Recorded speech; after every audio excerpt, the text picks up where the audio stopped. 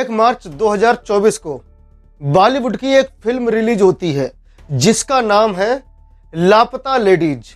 दरअसल इस फिल्म की कहानी बहुत ही अजीब है। इस कहानी को न केवल हिंदुस्तान में बल्कि पूरी दुनिया में पसंद किया गया। दरअसल फिल्म की कहानी कुछ इस तरह से शुरू होती है कि शादी होती है और शादी के बाद दुल्हन अपने दूल्हे के साथ ससुराल जा रही थी और उन्हें ट्रेन में सफर करना था। एक ऐसी सीट पर जाकर दुल्हन बैठ जाती है जहां पहले से ही एक और दुल्हन बैठी हुई थी। रात का वो सीन होता है। दुल्हन का घूंघट कुछ ज्यादा नीचे था, इसलिए दूल्हा जब अपने स्टेशन पर आकर उतरता है तो उसको ये नहीं पता चलता है कि वो अपनी दुल्हन को लेकर जा रहा है या किसी और की दुल्हन को लेकर जा रहा है। दरअसल गलती से वह किसी और की दुल्हन को लेकर पहुंच जाता है और जब घर जाकर घूंघट उठाया जाता है तो पता चलता है कि वह अपनी नहीं बल्कि किसी और की दुल्हन को लेकर आया है। उसके बाद फिल्म की कहानी शुरू होती है। दुल्हन को ढूंढने में अच्छी खासी मशक्कत करनी पड़ती है, तो यही लोगों को बेइंतहा पसंद आती है। पूरी कहानी लोगों की जुबान पर चढ़ जाती है। दरअसल आज की जो कहानी मैं आपको सुनाने जा रहा हूं, यह सच्ची कहानी में कुछ अजीब भी होता है।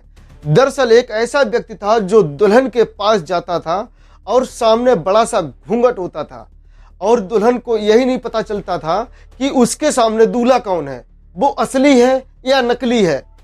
और इसी तरह से उस दूल्हे ने थोड़ी बहुत नहीं लगभग 250 अलग अलग दुल्हनों के साथ स्वागत मनाई और जब मौका मिलता था तो उनके जेवर भी लेकर वहां से रफू चक्कर हो जाया करता था। लेकिन एक बार वो पकड़ा जाता है और जब पकड़ा जाता है तब कहानी लोगों के सामने आती है तो लोगों को यकीन नहीं हो रहा था कि एक अकेला व्यक्ति आखिर इतनी लड़कियों के साथ कैसे स्वागत मना सकता है। लेकिन यह हकीकत है और यह कहानी भी सच्ची है। तो नमस्कार दोस्तों, मैं आपके साथ अजय प्रजापति। आज की जो सच्ची घटना मैं आपको सुनाने जा रहा हूं आपको बहुत ही अचंभित करने वाली है, साथ ही साथ आपको मजा भी आएगा इस पूरी कहानी को आप जैसे सुनेंगे। यह सच्ची कहानी है। राजस्थान का प्रदेश का एक जिला है जोधपुर और यह कहानी जोधपुर के एक छोटे से गांव की है। बात कर रहा हूं साल 1985 की। 17 साल की एक लड़की जिसका नाम सविता होता है। दरअसल सविता एक काल्पनिक नाम है। सविता के घर में रात के लगभग 1:30 बजे किसी ने घर का दरवाजा खटखटाया और जैसे ही घर का दरवाजा खटखटाया जाता है तो बाहर से आवाज लगती है कि मैं मनोज बाड़मेर से आया हूं। अब घर में उसकी सविता की चाची होती है और सविता होती है, साथ ही माँ होती है। पिताजी या बाकी के जो मर्द लोग थे वह घर में नहीं होते हैं, वो किसी काम से बाहर गए हुए थे। दरअसल यह जो बाड़मेर का रहने वाला मनोज है वो इस सविता का पति होता है और सविता की शादी साल 1981 में हो जाती है। लेकिन शादी जरूर हो जाती है, उसका गौना नहीं होता। वो एक ऐसा दौर था जब नाबालिग लड़कियों की शादी हो जाया करती थी और कई साल बाद गौना होता था। जब तक गौना नहीं होता था तब तक दुल्हन अपने ससुराल नहीं जाती थी। इसलिए मनोज ने कहा कि मैं कहीं बाहर से आ रहा था, थोड़ी रात हो गई थी, इसलिए अगर आपको ऐतराज ना हो तो क्या मैं आज यहाँ घर में रुक सकता हूँ। अब जमाई राजा थे तो कौन ही मना कर सकता है। अब सविता तो खुश हो जाती है कि उसका दूल्हा घर पर आया हुआ है और जो चाची है और माँ है वो एकदम से तैयारी में जुट जाती है कि जमाई राजा आए हैं, इनके लिए कुछ खातिरदारी की जाए, कुछ खाने पीने की इंतजाम किया जाए या और भी चीजें बताई जाए। तो खाना खाने के बाद सविता खुद लेकर खाना जाती है और सविता ज्यादा खिलखिला रही थी और बहुत ज्यादा खुश थी कि उसका पति आया था। तभी जमाई राजा यानी कि मनोज ने साफ साफ कह दिया कि अगर तुम्हें मेरे पास आना है तो पूरी दुल्हन की तरह सज समर के आना, उसके अलावा मत आना। जैसे ही सविता ने यह बात सुनी अपनी माँ को जाकर बताया और माँ वो एक ऐसे बोल रही थी। माँ ने जैसे ही सुना कि क्या दिक्कत है, गौना होकर वैसे भी तुम्हें ससुराली जाना है, अगर तुम्हें तुम्हारा पति बुला रहा है तो तैयार होकर दुल्हन की तरह चली जाओ, इसमें क्या कोई ऐतराज है, कोई दिक्कत नहीं है। अब सविता पूरी तरह तैयार होकर सज सवर कर बिल्कुल दुल्हन की तरह वो पूरे जेवरात वगैरह जो भी थे सब श्रृंगार करके पहन कर और स्वागरात की सेज पर पहुंच जाती है। वहां पहले से इंतजार कर रहा था उसका पति मनोज। वो जान जाते हैं, दोनों बातचीत करने लगते हैं और कम से कम कई घंटे बीत जाते हैं। उसके बाद जो जेवरात थे, उसके जो कपड़े थे, वो उतार कर एक तरफ रख दिए जाते हैं। वो आराम से उसके साथ स्वागत मनाता है। स्वागत मनाने के बाद जब दुल्हन आराम से सो जाती है और सोने के बाद सुबह के लगभग 3 या 4 बजे के आसपास मौका पाते हुए चुपचाप वहां से रफू चक्कर हो जाता है, भाग जाता है। लेकिन साथ में अपने जेवरात भी ले जाता है।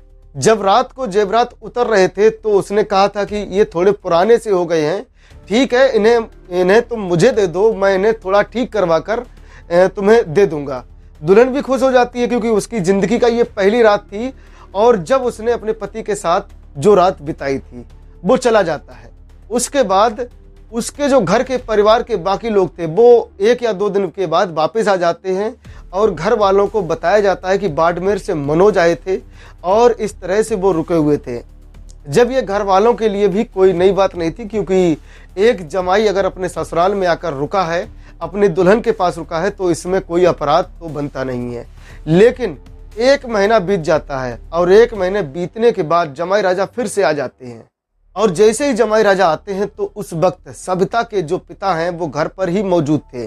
सविता के पिता ने जोर जोर से आवाज लगानी शुरू कर दी कि घर के जमाई राजा आए हैं और देखो जरा खाने पीने का इंतजाम करो। अब घर में जो भी महिलाएं थीं, यानी कि सविता की माँ और चाची और सविता, ये सदस्य अब जो है जमाई राजा के खाने पीने का इंतजाम करने लगते हैं। जमाई राजा को रात में रुकना था और रुकना था अपनी दुल्हन के साथ। जैसे ही जमाई राजा जाते हैं अपनी दुल्हन के पास और वो जैसे ही दुल्हन का घूंघट उठाकर देखते हैं, घूंघट उठाकर देखने के बाद अब दुल्हन ने जो दूल्हे की तरफ देखा तो उसकी आंखें खुली की खुली रह जाती है। यह वो मनोज नहीं था जो 1 महीने पहले आया था, यानी कि जो उसके साथ स्वागत मनाकर चला गया है और जो ज्वेलरी लेकर जेवरात लेकर चला गया है। अब इस बात को देखने के बाद उसे चक्कर आ जाते हैं और चक्कर आने के बाद वो बेहोश हो जाती है और जैसे ही बेहोश हो जाती है तो घर वाले भी मौके पर आ जाते हैं। तो इस बीच में देखा जाता है कि ये जो मनोज है वो मनोज नहीं है। लड़की अपनी माँ से बताती है और माँ को चाची जब दोनों पूरी कहानी को बयां करती है तो माँ और चाची कहती हैं कि इस बात की किसी को भनक ना लग जाए, अगर भनक लगी तो तुम्हारी जिंदगी बद से बदतर हो जाएगी। यह व्यक्ति जो आया है अभी, यह व्यक्ति कभी तुम्हें स्वीकार नहीं करेगा, कभी तुम्हें अपनाएगा नहीं। लेकिन जब पूरे परिवार में यह बात फैल जाती है तो परिवार के लोगों को बड़ा आश्चर्य हो रहा था कि आखिरकार वो व्यक्ति कौन था जो घर में आता है, जमाई राजा बन के रुकता है और लड़की के साथ स्वागत मनाकर भी चला जाता है। तो घर वाले भी परेशान हो जाते हैं।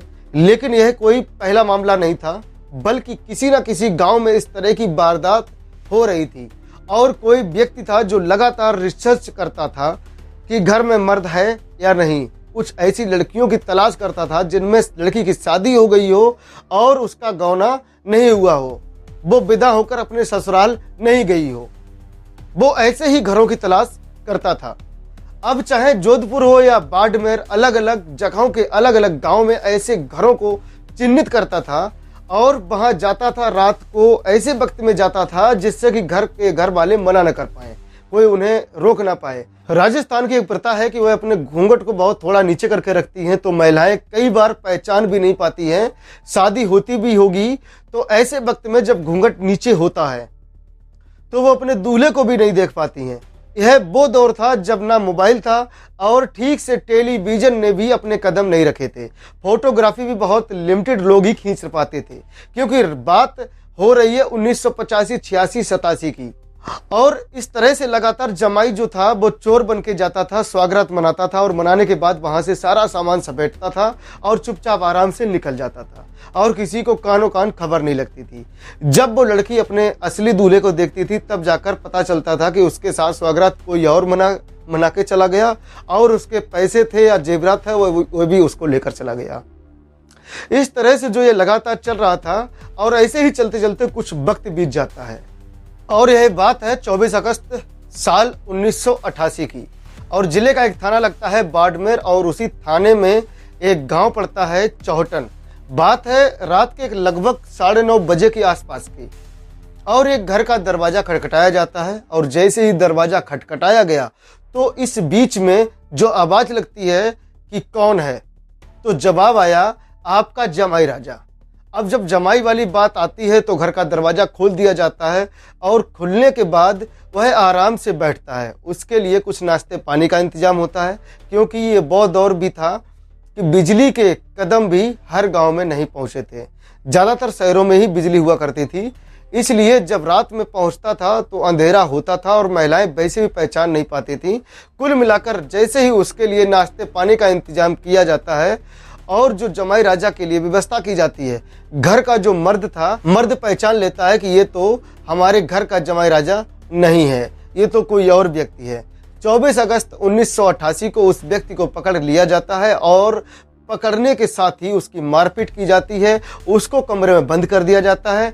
जब उसको खूब पीटा जाता है तो उससे पूछा जाता है कि भाई तुम्हारा नाम क्या है। वह बताता है कि साहब मेरा नाम जयाराम जाट है और वह निम्न कोट का रहने वाला है। अब यहाँ से पुलिस को सूचना दी जाती है। पुलिस मौके पर आती है और मौके पर आने के बाद उस व्यक्ति को गिरफ्तार करती है और गिरफ्तार करने के बाद जब हवालात में ले जाने के बाद उसके खिलाफ सबसे बड़ी दिलचस्प बात जो होती है कि इस तरह के मामले जरूर हो रहे थे, लेकिन कोई भी अपनी बेटी के साथ जो हुआ इस तरह से कह सकते हैं कि रेप ही हुआ था। पर थाने में कई मामले आ रहे थे और जो मामले आ रहे थे उसमें वो रेप नहीं लिखवा रहे थे, बल्कि उसमें चोरी लिखवा रहे थे। उन्हें डर लगता था कि ऐसा ना हो कि अगर हम रेप के मामले लिखवाएंगे तो हमारी बेटी को कोई अपनाएगा नहीं। चौहटन थाने में 4 मुकदमे दर्ज हो जाते हैं और बाड़मेर थाने में 3 मुकदमे दर्ज हो जाते हैं। समदड़ी, धोड़ी, मन्ना, जोधपुर के सरदारपुर, गुड़ामलानी और बीजराड़ थानों में लगभग एक मुकदमा दर्ज हो चुके थे। कुल मिलाकर इस तरह से 19 मुकदमे अब तक दर्ज हो चुके थे और 19 मुकदमों में ज़्यादातर चोरी के ही मामले दर्ज हुए थे कि जैसे रात में चोर आया और हमारी बेटी के सारे जेवरात लेकर चला गया, लेकिन यह नहीं बताते थे कि उन्होंने उसके साथ स्वागत मनाई और उसके साथ तैयार होकर बैठ गई और उसने इस तरह से अपना काम किया। लेकिन जब पुलिस ने इस जयाराम जाट से पूछा तो जयाराम जाट ने जो लोगों को बताया, जो पुलिस के सामने आया, जो सच बताया, उसको सुनने के बाद सभी भौचक्के रह गए। 19 मुकदमे दर्ज हुए थे और उसने 250 से ज्यादा ऐसी स्वागत मनाने की बात स्वीकार कर ली थी। उसने पूरी कहानी को बयां किया कि किस तरह से घर में दस्तक देता था और ये पहले रिसर्च किया करता था कि घर में जब मर्द नहीं होते थे, जब औरतें होती थीं और जब रात में लंबे घूंघट वाली महिलाओं के सामने पहुंचता था तो वह अपने दामाद को पहचान ही नहीं पाती थी और जो दुल्हन होती थी वह पहले से इतनी शर्मीली होती थी कि वह स्वागत की सेज पर बोलना तो दूर, कोई विरोध तक नहीं करती थी, ना कोई ऐतराज करती थी और वह आराम से उसके साथ स्वागत मना लेती थी और दुल्हन अपने पति के साथ आराम से रात बिता लेती थी। वह अपना पति मानकर सब कुछ करती थी, हर बात मानती थी। लेकिन जब जयाराम जाट ने ये पूरी कहानी बयां की कि 250 से ज़्यादा लड़कियों के साथ उसको तैयार करा के उसके साथ स्वागत मना के इस तरह से काम कर चुका है, तो लोगों को जब यह सब पता चला तो लोगों के मुंह खुले के खुले रह गए। धीरे धीरे यह बात जंगल में आग की लपटों की तरह फैल गई, पूरे क्षेत्र में फैल गई। अब लोगों को बड़ा आश्चर्य हो रहा था और तब लोगों ने कहा कि हमारे घर पर भी आया था और हमारे घर पे भी आया था, इस तरह से। लेकिन फिर भी मुकदमे जो हो रहे थे वो सिर्फ 19 ही रह जाते हैं और पुलिस जो तहरीर मिलती है, पुलिस उस हिसाब से काम करती है। चोरी के मुकदमे दर्ज होते थे और चोरी के मुकदमे दर्ज होने के बाद उसको पकड़ा जाता है और पकड़ने के कुछ दिन बाद ही उसको जमानत मिल जाती है और वह फिर से छूट जाता है और छूटने के बाद वह फिर से वही घटनाओं को अंजाम देता है, उसी प्रकार से घटनाओं को अंजाम देता है और ज्वेलरी वगैरह जो है वो चोरी करके आराम से भाग जाया करता है, 9-2-11 हो जाया करता है। और लोग जो थे वो भी चोरी का ही मुकदमा दर्ज करवा रहे थे और वह फिर से उसको चोरी के मुकदमे दर्ज करवाए जाते हैं, वह फिर पकड़ा जाता है, फिर छूट जाता है। ऐसा ही चलता रहता है, कई सालों तक ऐसा चलता रहता है। धीरे धीरे साल आ जाती है 2014 और 2014 में बाड़मेर जिले का ही एक खरिया खुर्द एक जगह लगती है, उसी के सरहद पर एक लाश मिलती है। पुलिस को यह सूचना मिलती है कि वहां पर एक लाश पड़ी हुई है। पुलिस ने जब उस व्यक्ति की लाश को कब्जे में लिया, पोस्टमार्टम के लिए भेजा, तो पता चलता है कि उसके जो फेफड़े थे वो खराब हो चुके थे, पूरी तरह से गल चुके थे, जिसकी वजह से उसकी मौत हो जाती है। और जब उसकी शिनाख्त की जाती है तो पता चलता है कि यह वही व्यक्ति था जिसने 250 से ज़्यादा लड़कियों के साथ सुहागरात मनाई थी और उनके ज्वेलरी को लेकर वहां से रफू चक्कर हो जाया करता था, भाग जाता था। दरअसल दोस्तों, इस कहानी को सुनाने का उद्देश्य किसी को परेशान करना नहीं है, किसी का दिल दुखाना नहीं है, बल्कि आपको जागरूक करना है, आपको सचेत करना है कि जिस तरह से एक फिल्म आई थी लापता लेडीज, और उसमें ट्रेन के अंदर जिस तरह से दिखाया, दर्शाया और फिल्माया गया था कि दो दुल्हन एक ही सीट पर बैठी हुई थी और दूल्हा अपनी दुल्हन का हाथ पकड़कर लेकर चला जाता है और घर जाकर जब पहुंचता है, घर जाकर जब देखता है, जब घूंघट उठाता है तो पता चलता है कि यह दुल्हन उसकी है ही नहीं, यह तो किसी और की दुल्हन को वो लेकर चला आया है। फिर वो अपनी दुल्हन को ढूंढता रहता है और यहाँ भी इस व्यक्ति को घूंघट का ही सहारा लेकर इस तरह से लड़कियों का और महिलाओं का बेवकूफ़ बनाया और उनके साथ भी ऐसा करता चला गया।